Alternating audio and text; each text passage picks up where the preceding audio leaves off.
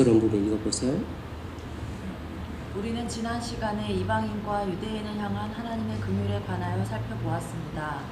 32절이 매우 중요한 이유는 하나님의 위대한 구원 방법을 설명해 주기 때문입니다. 32절은 11장의 논증을 요약할 뿐만 아니라 성경 전체의 메시지를 이해할 수 있게 해주는 근본적인 명제를 제시합니다. 그 근본적인 명제는 하나님께서 모든 종류의 사람들을 불신과 불순종 가운데 가두셨다는 것입니다. 우리는 모두라는 말이 유대인과 이방인들을 가리키는 것이라고 이해했습니다.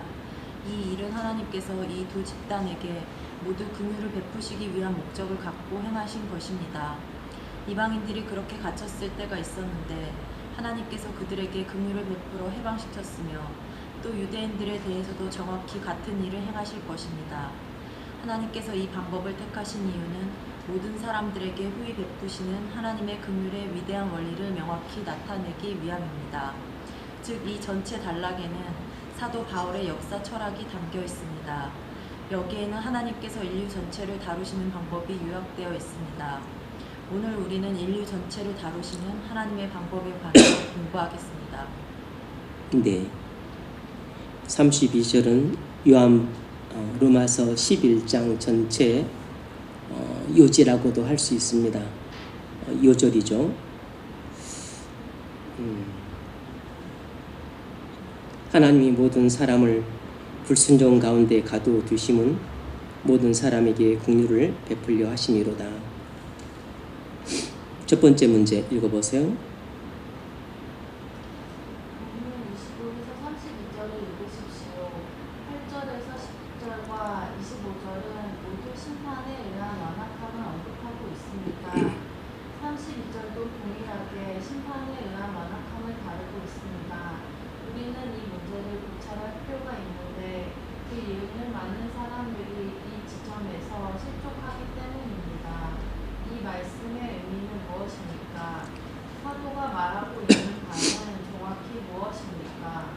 네.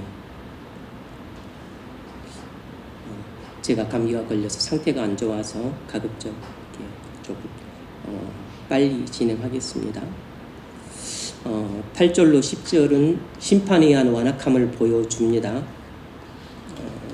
25절도 마찬가지인데 8절로 10절 읽어보세요.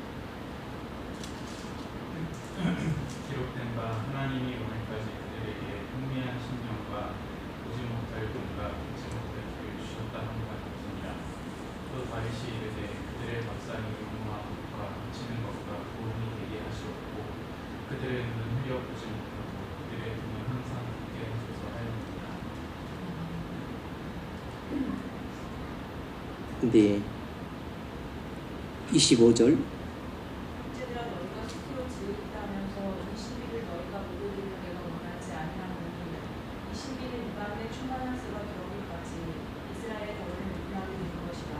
네. 32절. 하나님이 모든 사람을 순종하지 아니하는 가운데 가두어 두심을 모든 사람에게 긍휼을 베풀려 하시리로다. 네. 심판에 의한 완악함을 보여주는 구절들인데 무슨 뜻인가? 오해가 많기 때문에 정확하게 알 필요가 있다는 것입니다. 첫 번째, 부정적 측면에서 이야기를 하자면 하나님이 불순종의 창시자가 아니라는 말입니다.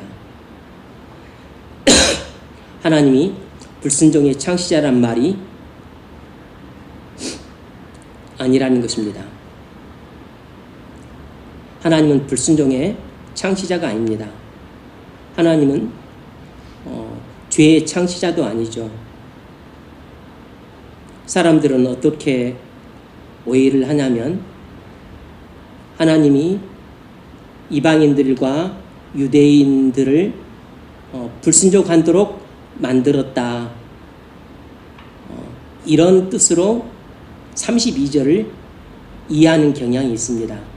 하나님이 모든 사람을 불순종 가운데 가두어두심은 모든 사람에게 긍휼을 베풀려 하심이로다. 이 구절에서 상반절을 하나님이 이방인과 유대인들을 불순종 가운데 가두어두셨다. 이 말을 하나님이 이방인과 유대인들을 불순종하도록 이끄셨다. 이렇게 잘못 이해하는 경우가 많다는 것입니다. 그래서 문제가 된다는 것이에요. 그런 뜻이 아니라는 것입니다. 이렇게 해석을 하게 되면 실족을 하게 됩니다. 왜냐하면 하나님이 사람을 불순종하게 만들었다는 뜻이 되니까 하나님이 사람을 죄를 범하도록 이끌었다. 이런 뜻이 되는 것이에요. 그리고 나서 하나님이 죄를 범한 인간을 벌하셨다. 하나님이 나빠도 보통 나쁜 분이 아닌 것이 돼버리는 것이죠. 해석 자체가 잘못된 것입니다. 이것은 영감교리에 대한 완전한 부정이기도 해요. 그러니까 이런 해석은 잘못된 해석이구나 하는 것을 금방 알아야 됩니다. 근본적으로 하나님은 전적으로 선하시기 때문에 악을 행하실 수가 없어요. 하나님이 전적으로 의로우시기 때문에 불의한 일을 행하실 수가 없는 것입니다.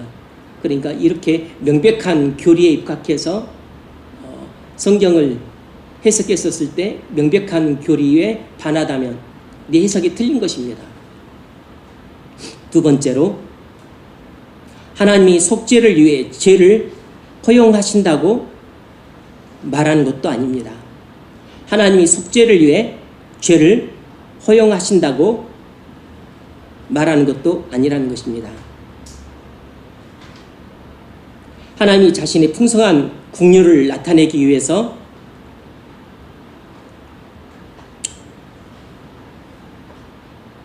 죄를 도입하셨다는 뜻이 아니라는 것입니다.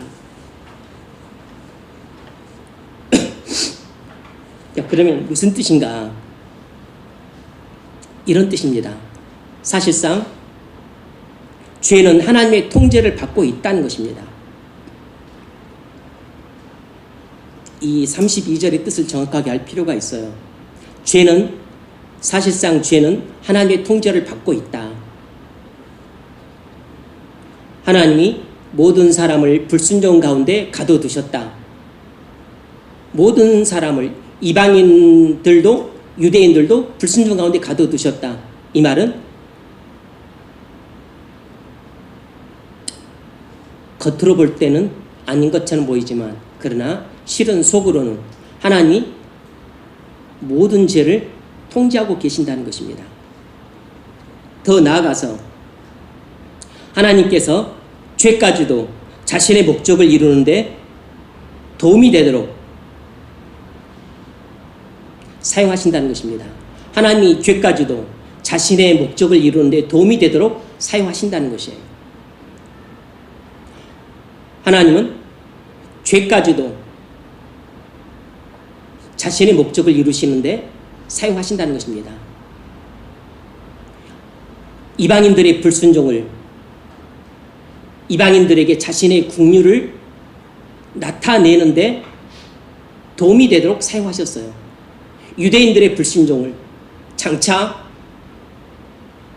자신의 국률을 풍성히 나타내는데 도움이 되도록 사용하실 것입니다.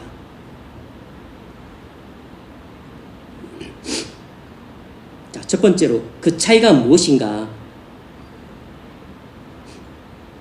이런 차이가 있는 것입니다.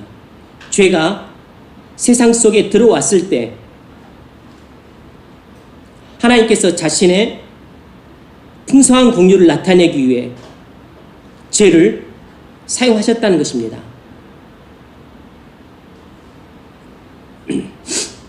죄가 세상 속에 들어왔을 때 하나님께서 자신의 풍성한 공유를 나타내기 위해 죄를 사용하셨다는 것이에요. 하나님이 자신의 큰 목적을 이루기 위해 죄를 이용하신다는 것입니다.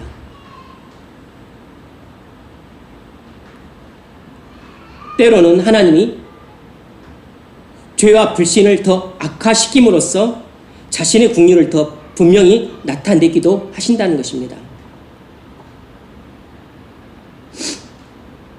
이사야서 45장 7절을 보면 우리 개역 개정판 번역은 나는 환난을 창조한다 이렇게 번역이 되어 있어요. 나는 환난을 창조한다. 그런데 흠정역은 나는 악을 창조한다. 이렇게 번역이 되었는데 뉴 킹제임스 버전도 환난이라고 되어 있어요. 나는 환난을 창조한다. 나는 악을 창조한다. 오해하기 쉽죠. 그런데 이 말은 이런 뜻입니다. 하나님이 악의 창조자이실 수가 없어요. 그러므로 이 말이 이런 뜻입니다. 하나님은 악의 결과들을 이용하신다는 것입니다. 인간의 죄악의 결과를 통제하신다는 것이에요.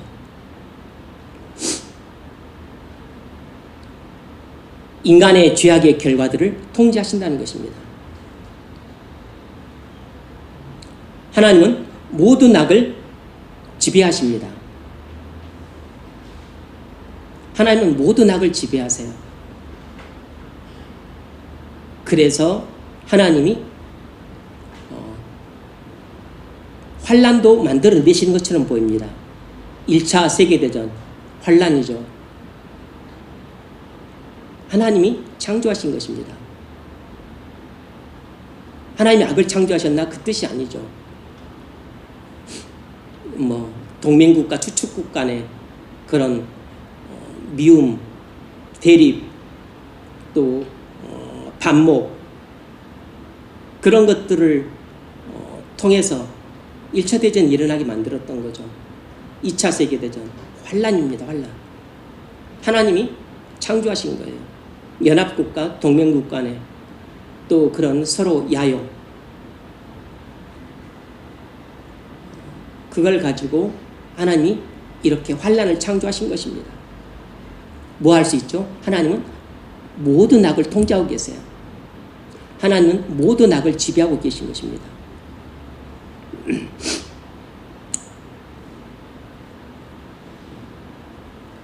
때로는 소소한 의미보다 큰 의미를 아는 게 중요합니다.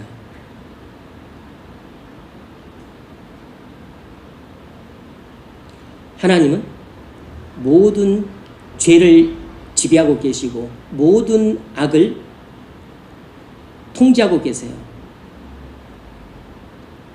그래서 하나님이 허락하지 않으시면 절대 환난이 일어나지 않습니다. 3차 세계대전 이것도 하나님이 창조하셔야 일어나는 것입니다.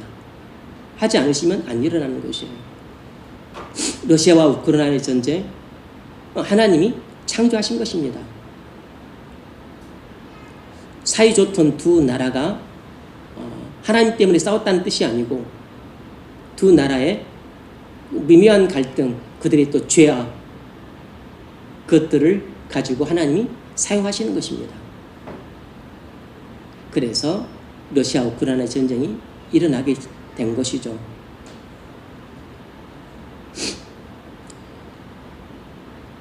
하나님은 심지어 마귀까지도 지배하고 계십니다. 하나님은 모든 죄를 지배하고 계시고 모든 악을 지배하고 계시고 있어요.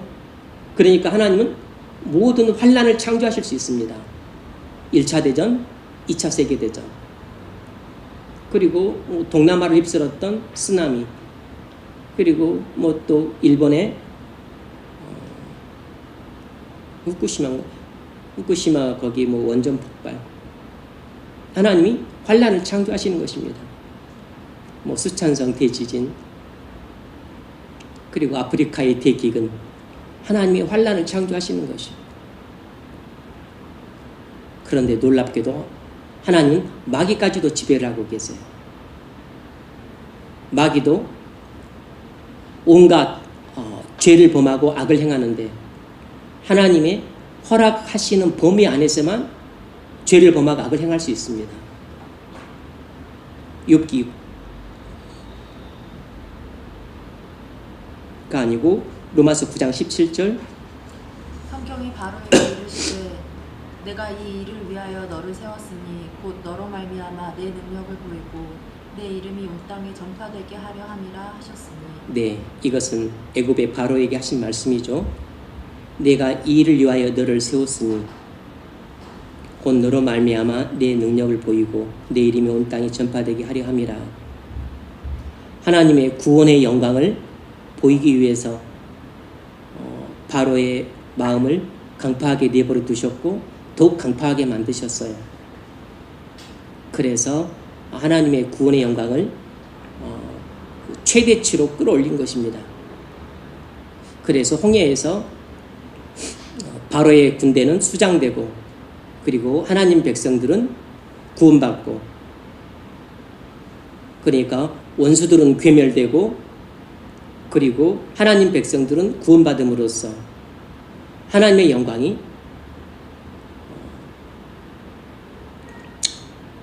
극치를 보인 것입니다.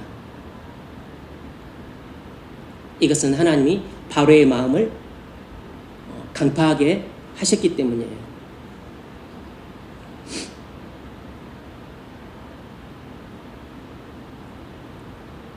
하나님이 바로를 불신자로 만든 게 아닙니다.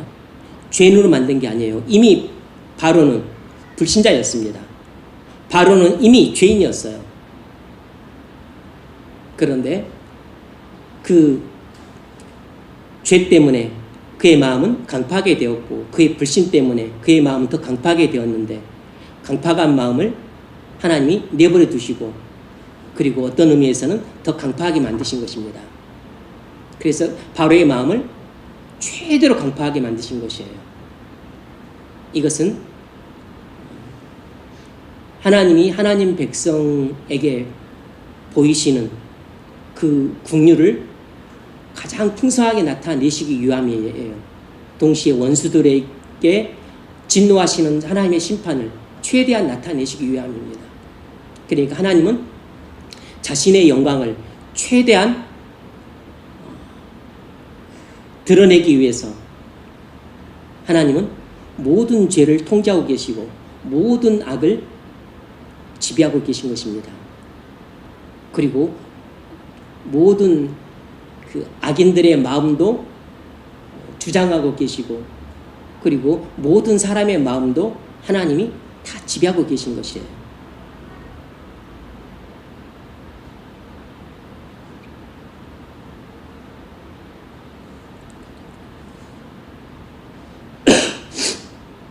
그러면 사람들은 이렇게 항의를 합니다. 19절 읽으세요. 9장 19절. 혹 내가 내게 말하기를 그러면 하나님이 어찌하여 허물하시느냐 누가 그 뜻을 대답하느냐 하리니. 네. 아니 그러면 하나님이 바로의 마음을 강팍하게 하신 것처럼 사람들의 마음을 그런 죄 가운데 강팍하게 하시도록 내버려 두시고 불신으로 말미암아 더 강팍해지도록 내버려 두실 뿐만 아니라 강팍한 마음을 하나님이 또 더 강팍하게 만들기도 하세요. 그러면 왜 그 사람이 강팍해서 불신하고 불순종하는 것에 대해서 왜 책망을 하십니까? 그렇게 사람들이 항의를 한다는 것이죠. 왜 그 책임을 사람에게 묻습니까? 하나님께 있지 않습니까? 아니라는 것이에요. 이렇게 성경은 대답한다는 것입니다. 20절. 이 사람아 내가 누구이기에 감히 하나님께 방문하느냐 지음을 받은 물건이 지은 자에게 어찌 나를 이같이 만들었느냐 말하겠느냐. 아멘. 피조물은 창조주에게 따질 수 없다는 것입니다. 그래서 나중에 나오는 것이죠. 또 귀 쓰는 그릇, 천이 쓰는 그릇, 하나님이 알아서 만드신다는 것입니다.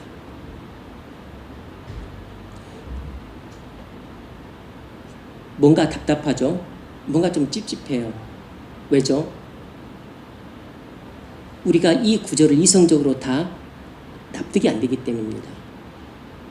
이것이 뭔가 시원하고 명쾌하게 우리가 이해가 안 되기 때문이에요. 다시 말하면 우리는 하나님의 마음을 다 이해할 수가 없습니다. 하나님의 행사는 우리의 이성적으로 다 충분히 이해될 정도로 우리 이성에 부합하지도 않고 또 합리적이지도 않고 또 논리적이지도 않아요. 하나님이 행하시는 일은 많은 경우 우리 이성에 부합하지 않습니다. 이성을 초월해요. 우리의 합리를 초월합니다. 우리의 논리를 초월해요. 그러니까 우리는 이성적으로 생각하고 합리적으로 사고하고 논리적으로 판단하기 때문에 이렇게 항의를 하는 것입니다. 아니 그러면 하나님이 그 바로의 마음을 또 죄 가운데에서 강팍해졌는데 하나님이 또 더 강팍하게 만드셨잖아요. 그러놓고 나서 어떻게 바로가 그 하나님 말씀에 순종을 또 안 했다고 그렇게 또 혹독하게 처벌을 하십니까? 왜 우리가 이렇게 따지죠? 하나님이 행하신 일이 논리적이 아니기 때문입니다. 하나님이 행하신 일이 이성적이 아니기 때문에 하나님의 마음을 우리가 합리적으로 다 생각할 수 있는 게 아니에요. 그래서 이 토기장의 비유는 우리의 이성에 입각한 모든 합리적인 사고, 논리적인 판단에 대해서 일축을 하는 것입니다. 아니, 지음받은 피조물이 지으신 창조주한테 나를 왜 이렇게 지었냐고 따진다는 게 그게 말이 되냐? 토기장이가 그릇을 만들 때 어떤 것은 백자로 만들고 어떤 것은 요강으로 만드는데 요강을 만들든 백자를 만들든 그건 토기장의 마음인 것처럼 하나님이 국률의 자는 국률력이고 그리고 하나님이 하고자 하시는 자는 국률력이고 하나님이 하고자 하는 자를 강팍해 하신다 그랬어요. 그래서 누구에게 국률을 베풀 것인지 또 누구를 강팍함 가운데 내버려 두실 것인지는 하나님이 정하시는 것입니다.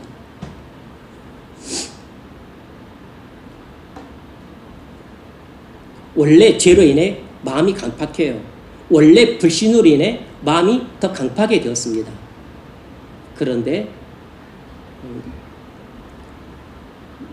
마틴 로이존스 목사님 해석에 의하면 그렇지 않아도 강팍한 마음을 하나님이 더 강팍하게 만드셨다는 것입니다. 그렇게까지 해놓고 나서 왜 순종을 안 했냐고 그렇게 묻는다면 그 어떻게 인간한테 그렇게 책임을 묻습니까? 그런데 책임을 묻는다는 것입니다. 왜냐하면 하나님이 죄를 들여오신 것이 아니니까. 죄는 인간이 지었으니까. 그리고 하나님이 불신하라고 말하지 않았으니까. 인간이 스스로 불신에 빠졌으니까. 하나님은 그 마음을 더 강팍하게 만드셨을 뿐인 것이에요.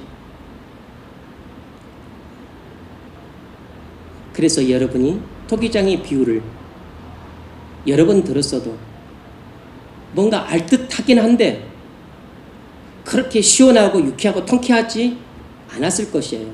왜냐하면 그것이 철저하게 이성적인 교리가 아니니까. 그것이 합리적인 교리가 아니니까. 그게 우리 이성에서 나온 논리적인 교리가 아니기 때문이에요. 모든 이성적 사고와 합리적 또 판단과 논리적인 추론을 다 일축시켜버리는 진리인 것입니다. 하나님이 창조주가 귀 있을 그릇과 천 있을 그릇을 만드는 권이 있다. 이 말씀으로 모든 논란이 종식이 되는 것이에요. 하나님은 하고자 하시는 자를 긍휼히 여기시고 하고자 하신 자를 강팍하게 하신다. 논란이 딱 종식되는 것입니다. 모세한테는 긍휼을, 바로한테는 강팍을 하나님이 그렇게 하기로 하셨다는 것입니다. 언제? 영원전에 선택으로. 그런데 꼭 다시 이야기하지만 불신자들한테 전도할 때는 이런 이야기를 하면 안 되는 것이에요. 이것은 성경 속에 담겨있는 심오한 진리이기 때문에 우리가 지금 성경 공부를 하는 차원에서 설명하는 것입니다.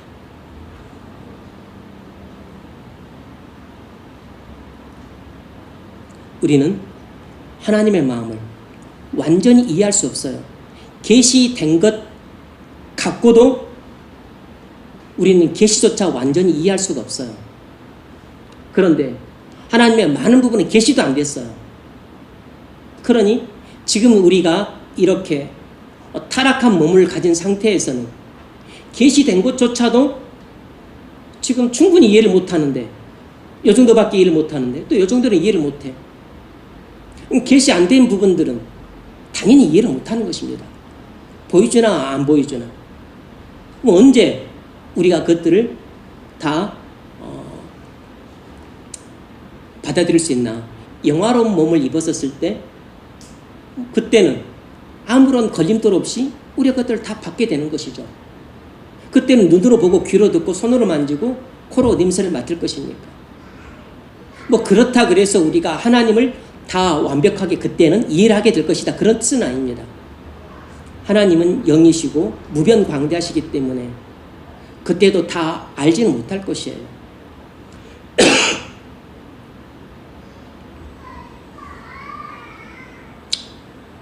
그래서 뭐 임사체험을 했다거나 또 죽어서 천국을 갔다 왔다, 지옥을 갔다 왔다, 뭐 많은 말들이 있는데 천태만상이에요. 뭐 말들을 보면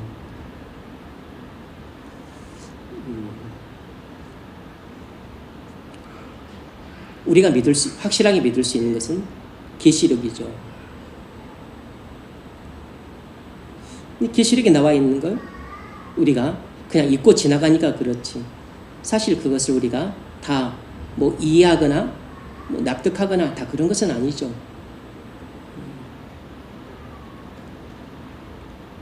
왜냐하면 요한도 그걸 보면서 자꾸 자빠졌으니까, 넘어졌으니까, 꼬꾸라졌으니까.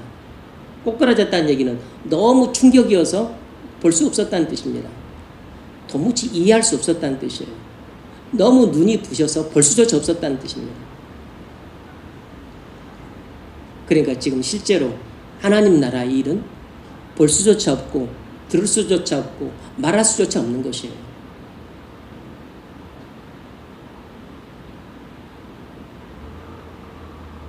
성경을 대하는 우리의 마음이 겸손해져야 되는 이유가 여기에 있습니다.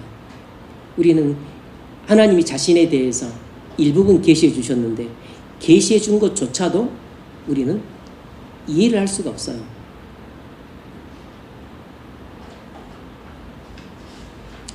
두 번째 문제. 하나님께서 인간을 다루시는 방법들은 우리의 이해의 한계를 넘어설 정도로 놀랍습니다.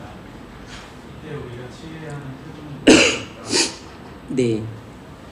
하나님께서 인간을 다루시는 방법은 우리의 이성의 한계를 넘어설 정도로 놀랍다. 무슨 말이죠? 하나님이 인간을 다루시는 방법은 이성을 초월할 정도로 놀랍다는 것입니다. 이성을 초월할 정도로 놀랍다는 것이죠. 그러니까 이성적으로 이해가 안 된다는 것입니다. 그러므로 하나님이 행하시는 일을 자꾸 합리적으로 판단하려고 하고 논리적으로 추론하려고 하고 그리고 이성적으로 이해하려고만 하고 이성적으로 이해가 안 되면 그것을 받아들이려고 하지 않고, 그런 태도는 계시를 대하는 잘못된 태도입니다. 어떻게 해야 되나? 이런 것 때문에 혼란에 빠지지 말라는 것입니다. 그럼 어떻게 해야 되는가?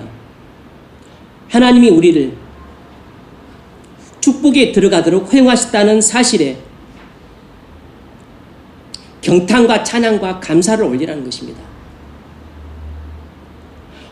우리 이성으로 이해할 수 없는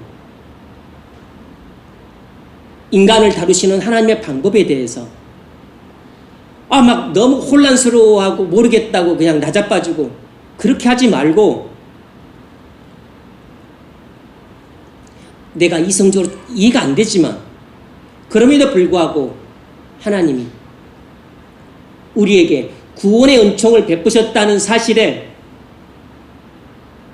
경탄과 찬양과 감사를 드리는 것이 마땅하다는 것입니다.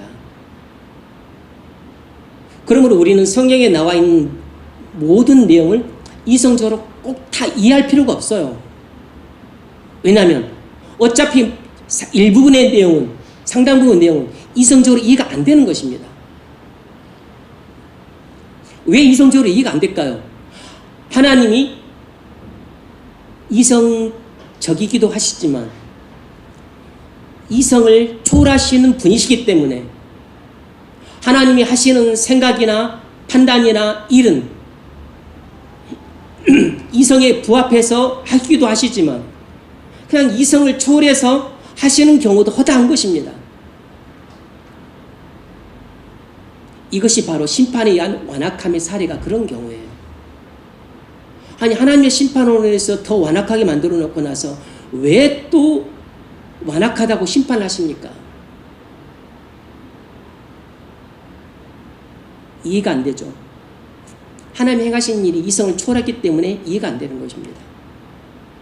그런데 하나님은 우리가 이해를 했든 안 했든 이해가 안 된다고 고개를 갸우뚱거리든 안 갸우뚱거리든 상관없이 하나님은 아무 말씀도 안 하세요. 왜냐하면 어차피 하나님은 하나님 뜻대로 하시니까. 이해가 안 되는 것은 그냥 받아들이면 되는 것입니다. 토기장의 비유는 하나님의 구원 방식과 심판 방식에 대해서 이성적인 논쟁을 금지하는 것입니다. 이것은 우리의 구원과 선택은 사실상 영원 전 선택과 유기에서 결정이 돼요. 이건 이성적입니까? 전혀 이성적이지 않죠. 합리적인 게 아무것도 없고 논리적인 게 아무것도 없어요. 하나님의 사랑하는 사람은 선택하시고 하나님이 사랑하지 않는 사람은 선택하지 않으신 것입니다. 그래 놓고 나서 왜 바로한테 잘못했다고 하나님 심판하십니까? 그러시면 안 되죠. 이제 이것이 알미니안주의가 취하는 그 인간적인 관점에서 바라볼 때 그 윤리적인 태도예요. 그러므로 인간의 구원은 인간에게 달렸다. 그래야지 인간이 구원받은 것에 인간이 하나님이 우리에게 구원의 밧줄을 내려주고 나서 자, 구원받을 사람은 구원의 밧줄 잡아. 그래서 구원의 밧줄 잡은 사람은 자기가 잡았기 때문에 구원받은 것이고 안 잡은 사람은 본인이 안 잡았기 때문에 본인의 불신 때문에 본인이 심판을 받는 것이다. 그래서 이것은 대단히 이성적이에요. 알미니안주의는 대단히 이성적이라고. 그리고 아주 윤리적이에요. 그래서 믿어서 구원받은 사람은 본인이 믿어서 구원받았으니까 그건 당연한 것이고 본인이 안 믿어서 구원 못 받았으니까 그렇게 해서 심판받고 지옥 가는 것은 그것도 당연하다. 아주 이성적이고 윤리적이에요. 그런데 이정교리는 전혀 이성적이지도 않고 윤리적이지도 않죠. 이정교리는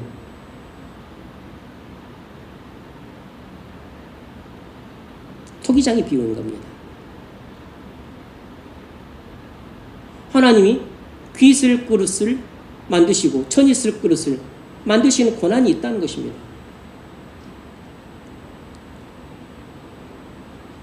인간이 자신의 선택에 의해서 책임을 지는 것,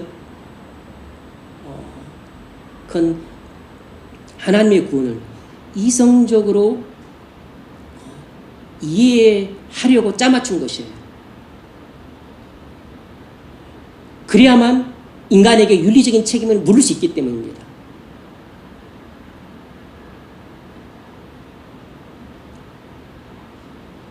그래서 이 알미니안 관점으로 인간의 구원을 설명하는 것이 훨씬 이해하기가 쉬워요. 왜냐하면 이성적 관점으로 하나님의 구원을 해석을 했으니까. 그런데 문제는 성경의 계시는 이러지 않다는 것이죠.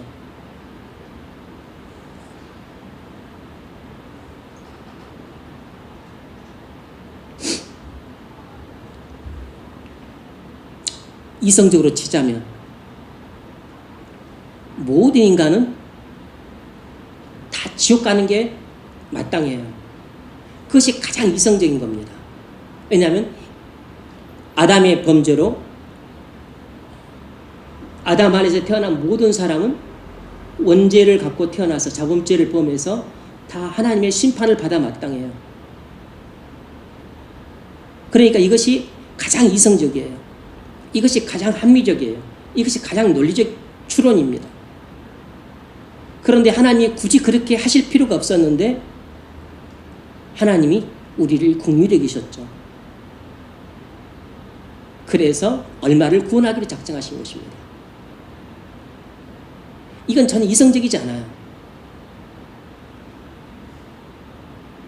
그러니까 하나님의 국률은 이성적이지 않은 것입니다.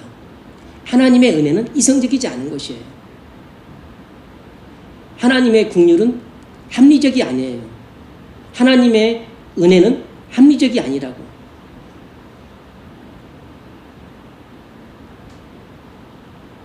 하나님의 은혜는 하나님의 전적인 주권입니다.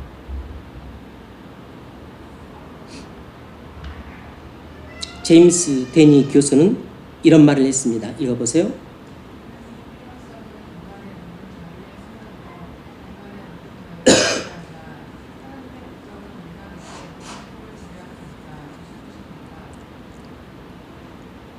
네. 다시 한번 읽어보세요.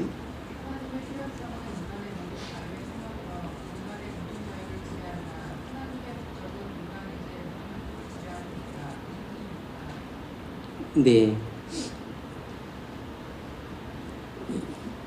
무슨 말이냐면 하나님이 인간에게 일정한 자유를 허락하시지만 사실상 이 자유를 완전히 지배하고 계신다는 것입니다. 하나님이 인간에게 일정한 자유를 허락하시지만 사실상 이 자유를 하나님이 완전히 지배하고 계신다는 것입니다.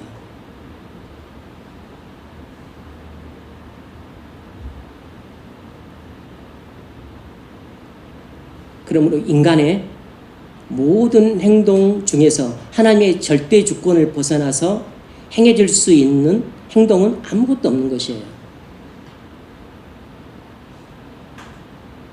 하나님이 인간에게 일정한 자유를 허락하시지만 그 자유를 하나님이 완전히 지배하고 계세요. 완전히 통제하고 계신 것입니다. 하나님은 마귀에게도 자유를 허락하시지만 마귀의 자유도 하나님이 통제를 하고 계세요. 그러니까 마귀에게 주어진 자유는 제한된 자유입니다. 그건 욥기 1장 12절에 잘 나와요. 읽어보세요. 내가 그의 소용을 받으심을 맡긴다. 다만 그의 몸에는 내 손을 대지 말지니라. 사탄이는 여호와 앞에서 물러간다. 네. 하나님이 사탄에게 욥을 자랑했더니 사탄이 욥을 참소했어요. 그랬더니 하나님이 사탄에게 이렇게 그의 자유를 허락해 줬습니다. 내가 그의 소유물을 다 내 손에 맡긴다. 하지만 제한을 주시죠. 그의 몸에는 내 손을 대지 말라. 마귀는 어떤 일을 할 때 하나님의 허락을 받아야만 됩니다. 하나님이 허락하신 범위 안에서만 일을 할 수 있어요.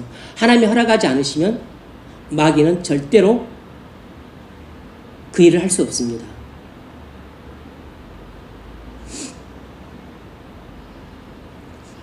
사람들 중에 가끔씩 귀신이 드는 사람이 있어요. 악한 영이 들어가는 사람들이 있습니다. 그것도 하나님이 허락해 주셔야지만 귀신이 들어가는 것입니다. 그런데 그리스도인에게는 귀신이 들어올 수가 없어요. 왜죠? 이미 그 안에 성령님이 계시기 때문입니다. 성령님이 이미 그 마음 안에 들어와 계시기 때문에 귀신이 들어올 수 없는 거죠. 사단이 하는 일이나 악한 영들이 하는 모든 일들도 다 하나님이 허락하시는 범위 안에서만 하는 것입니다. 하나님이 마귀의 모든 일들을 지배하세요. 세 번째, 여기서 사도가 우리에게 가르치고 있는 것은 무엇입니까?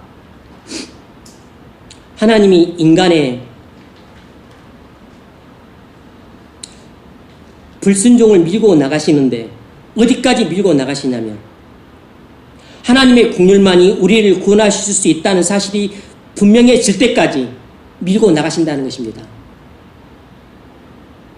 하나님이 인간의 불순종을 밀고 나가시는데 어디까지 밀고 나가시냐면 하나님의 국률만이 우리를 구원하실 수 있다는 사실이 분명해질 때까지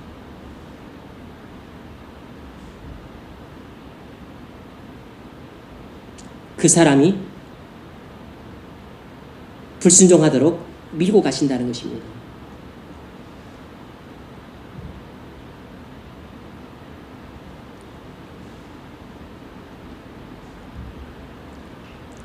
그러니까 만일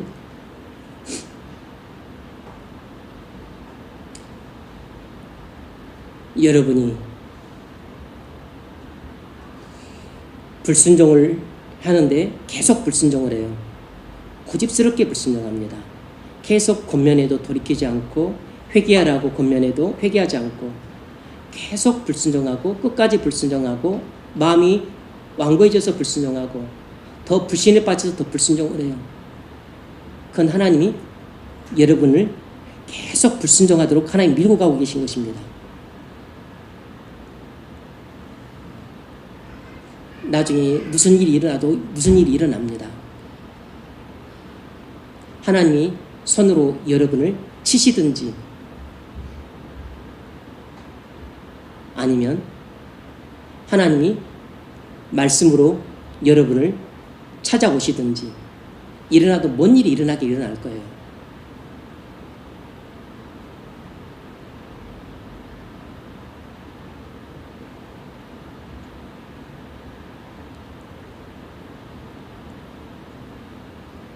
물론 여러분은 아니겠지만 그렇게 죽을 때까지 불순종으로 가는 사람은 바로와 같은 사람인 것이죠. 하나님이 그를 강파하게 하시기로 정하신 사람입니다.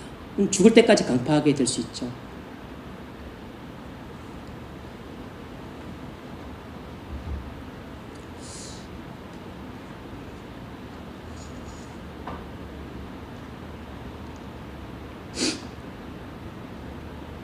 에베소서 2장 그런 내용이 나왔지만 이거 생략하고 이렇게 행하시는 하나님의 목적은 우리가 우리 된 것이 오직 하나님의 국률 때문이라는 것을 알게 하시기 위함인 것입니다.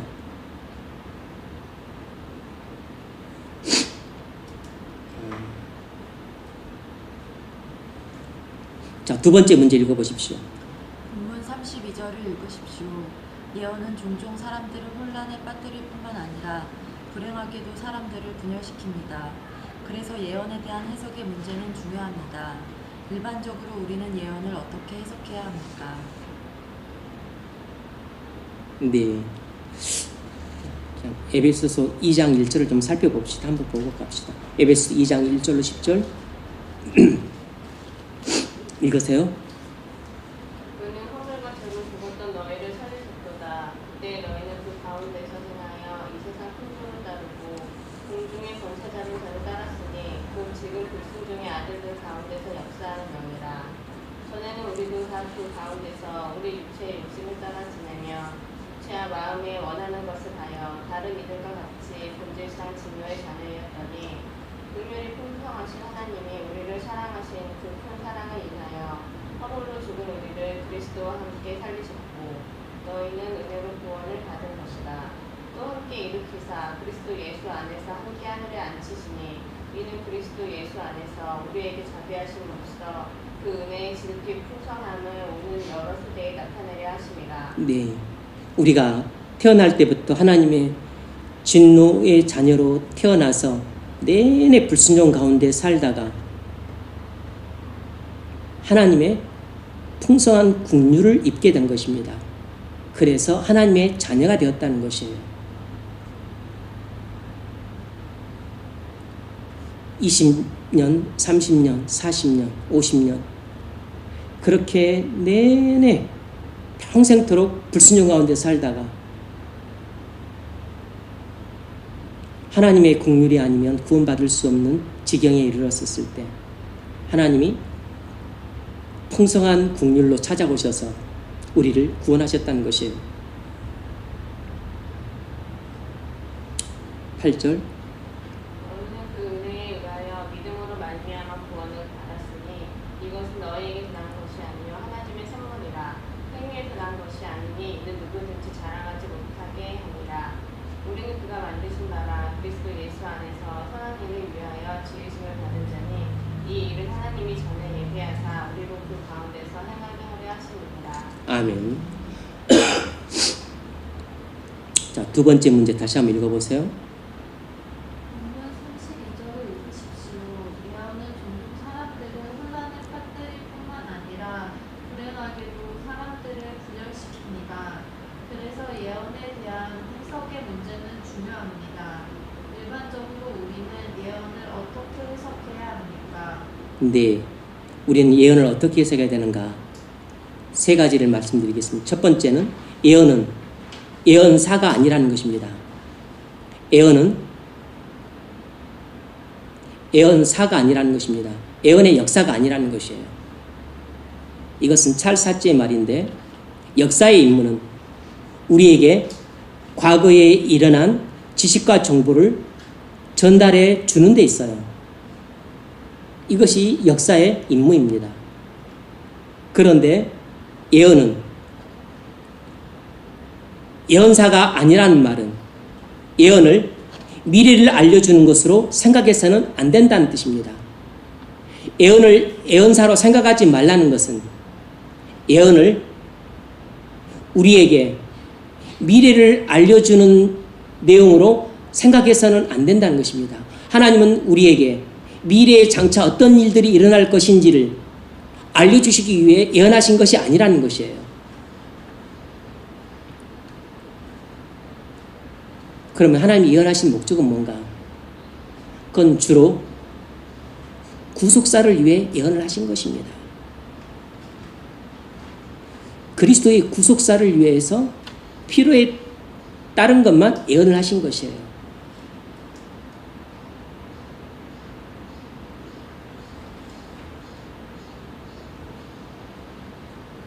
그러니까 예언은 앞으로 일어날 큰 사건들에 대해 말해주지만 그 사건들에 대한 세부 내용을 말해주는 것은 아니라는 것입니다.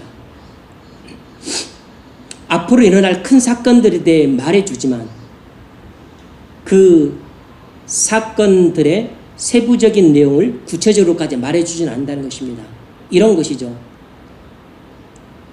이방인들의 충만한 수가 하나님 나라에 들어오게 될 때까지 유대인들은 완악한 상태에 있을 것이다.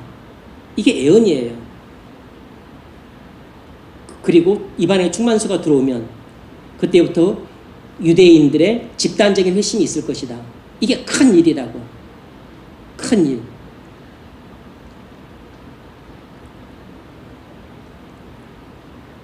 그리고 예수님이 재림하시게 되면 재림 전에 징조가 있죠. 그런 큰 일에 대해서 이야기를 하는 것입니다. 그러니까 이런 것을 말하지 않는 것이에요. 히틀러가 적그리스도다. 스탈린이 적그리스도다. 시진핑이 적그리스도다. 이런 식의 해석은 다 틀린 것입니다. 이건 올바른 성경 접근이 아니에요.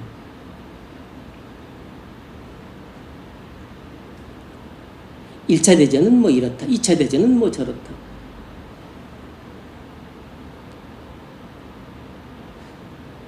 예언을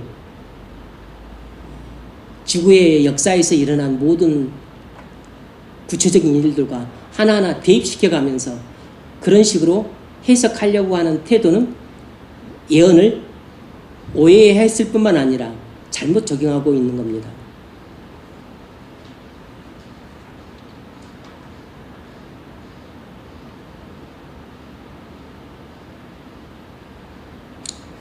찰스 하츠의 말은 예언이 성취된 다음에 회고해 볼 때 예언이 얼마나 놀라운지 알게 된다는 것입니다. 예언이 성취된 다음에 예언을 회고해 볼 때 정말 예언이 이렇게 정확하게 성취되었구나 하는 것을 깨닫고 경탄하고 찬양하고 감사하게 된다는 것이에요. 구약에서 메시아 오심에 대해서 예언을 했습니다. 그런데 유대인들은 그 메시아 오심에 대한 예언의 중대성을 충분히 이해를 못했어요. 그들이 알았던 것은 메시아에 대한 약속이 있다는 것뿐이었습니다. 그래서 제대로 준비를 못했던 거죠. 그러나 복음서를 통해서 우리는 구약의 예언들을 돌아보면서 자세한 지식을 얻게 돼요. 중요한 건 이겁니다. 예언 해석의 원리는 세부 사항에 관심을 두지 않고 큰 일에 관심을 둔다는 것입니다. 예언을 해석할 때 가장 중요한 원리는 세부적인 일, 구체적인 일들에 관심을 두는 것이 아니고 가장 크고 중요한 일, 거기에 관심을 둬야 된다는 것이에요.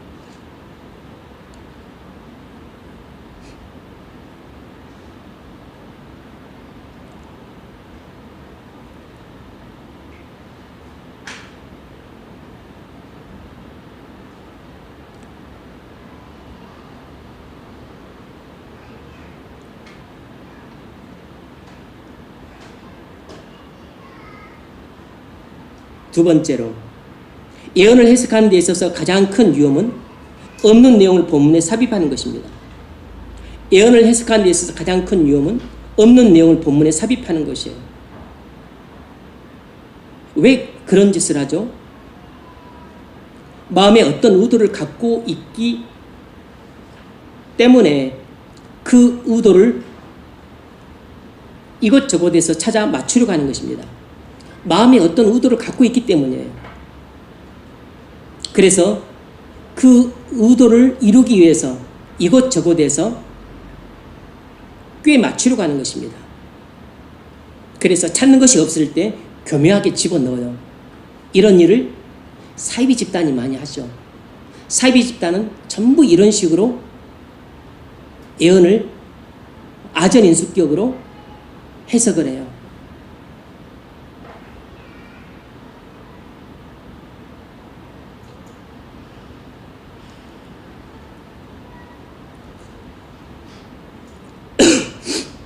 아놀드 토인비의 역사 연구에 대해서 어떤 역사학자가 이렇게 평론을 했습니다. 만일 역사가가 마음속에 이론을 갖고 시작한다면 당연히 그는 역사의 사실들을 가지고 자기 이론을 입증할 수 있다. 토인비의 문제는 그가 선입견과 편견을 갖고 시작했다는 것이다. 그는 이 책에서 사실들을 자기 이론에 맞추기 위해 왜곡하고 조작했다. 이렇게 논평을 했습니다. 그런데 사실은 이 역사학자도 동일하게 그런 편견과 선입견을 갖고 이 아놀드의 역사의 연구라고 하는 책을 논평하고 있다는 사실인 것이죠. 그만큼 우리는 선입견과 편견에서 벗어나는 게 불가능할 정도로 힘들어요. 힘든 것입니다. 그래서 성령의 인도하심과 감동하심이 있어야 되는 거죠. 세 번째로, 예언이 말하지 않은 바를 주목하고 그 이상 넘어가지 않는 것이 중요하다는 것입니다. 예언이 말하지 않은 바를 주목하고 그 이상 넘어가지 않는 것이 중요하다는 것이에요.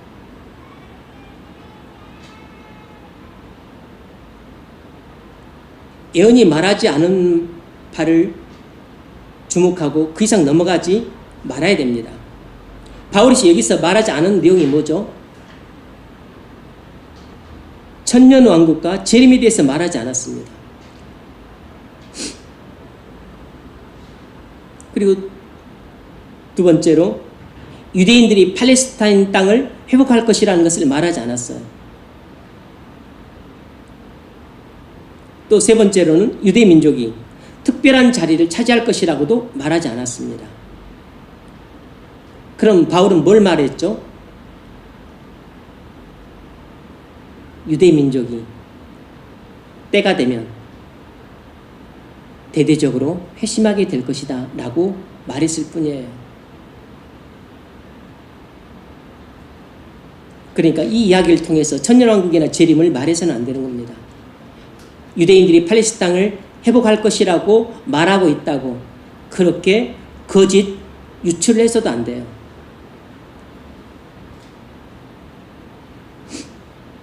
그 세대주의는 항상 조금 그런 식입니다. 특별히 세 번째로 유대인들이 특별한 자리를 차지할 것이라고 그렇게 굳게 믿어요. 세대주의 관점입니다. 자, 적용 질문. 당신은 인류 전체를 다루시는 하나님의 방법을 온전히 이해하셨습니까? 당신은 하나님의 위대한 구원 방법을 보고 논란과 찬양과 가사가 터져나옵니까? 아니면 믿기가 어려워 마음이 불편해지십니까? 네.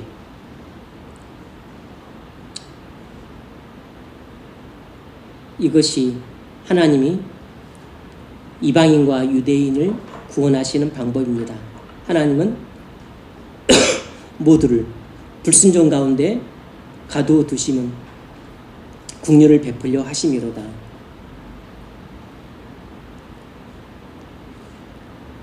하나님이 이방인들을 불순종 가운데 가두어 두셨다가 긍휼을 베푸셨어요. 유대인들에게 불순종에 가두어 두셨다가 긍휼을 베푸실 예정이라는 것입니다. 하나님이 어떤 사람을 불순종 가운데 가두어 두실 수 있습니다. 그가 계속해서 불순종하도록 내버려 두실 수 있어요. 그런데 그에게 긍휼이 임할지 안 임할지는 모르지만 그러나 하나님이 긍휼이 임할 수 있는 것입니다. 왜냐하면 하나님이 그에게 긍휼로 구원하시기 위해서 그 사람을 불순종 가운데 가두어 두고 거실 수 있기 때문입니다. 근데 이것은 하나님만 하시는 것이죠. 그러므로 어떤 사람이 불신과 불순종 가운데서 마음이 평생 완고한 상태로 살고 있다 할지라도 하나님이 그 사람에게 긍휼을 베푸시기 위해 그를 불순종 가운데 30년, 50년, 70년 그렇게 가두어 두고 계실 수 있는 것입니다. 그러므로 어떤 사람도 구원 못 받을 사람은 없어요. 하나님의 긍휼이 임하면 구원을 받는 것입니다. 결론 11장이 말하는 바는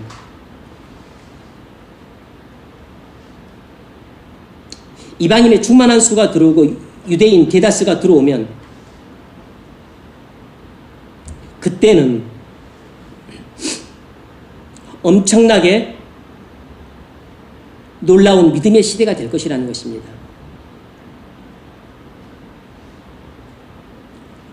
성경은 재림이 갑자기 오되 믿음이 크게 타락한 시기에 있을 것이라고 예언을 합니다.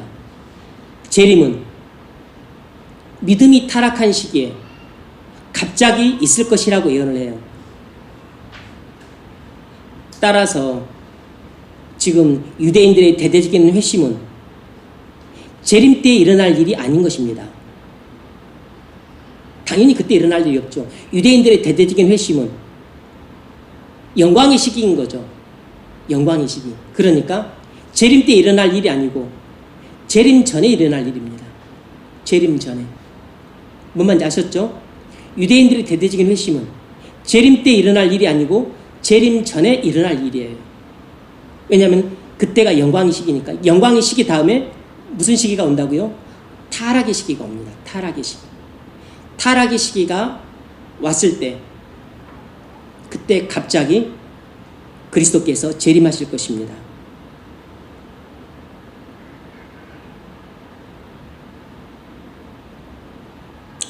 그러므로 유대인들의 대대적인 회심은 교회에 큰 활력을 주고 그리고 또 하나님 나라에 또 놀라운 확장을 가져오는 계기가 될 것이에요. 이를 통해서 하나님이 유대인들에게 하셨던 그 언약과 약속을 궁극적으로 성취하시는 것입니다.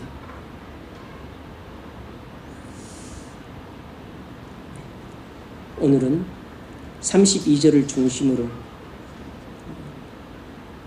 이방인과 유대인들의 구원에 대한 하나님의 계획에 대해 살펴봤습니다. 하나님의 구원에 대한 이해 지평이 넓혀짐으로 또 하나님의 구원을 바라보는 또 이해하는 여러분들의 시각이 또 넓어지고 깊어졌기를 바랍니다. 기도하겠습니다.